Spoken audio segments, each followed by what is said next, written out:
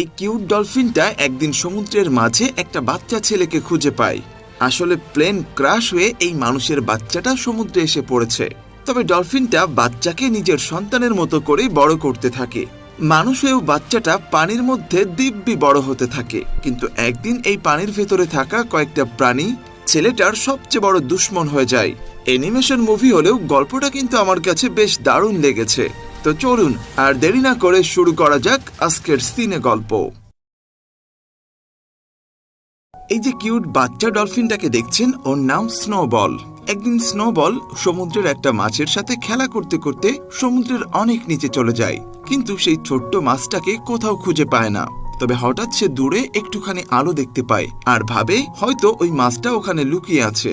তাই সে ধীরে ধীরে আলোর কাছে যায়, কিন্তু তবুও মাছটাকে কোথাও খুঁজে পায় না। তবে সে সেখানে একটা উজ্জ্বল বস্তু দেখতে পায়, আর সেই উজ্জ্বল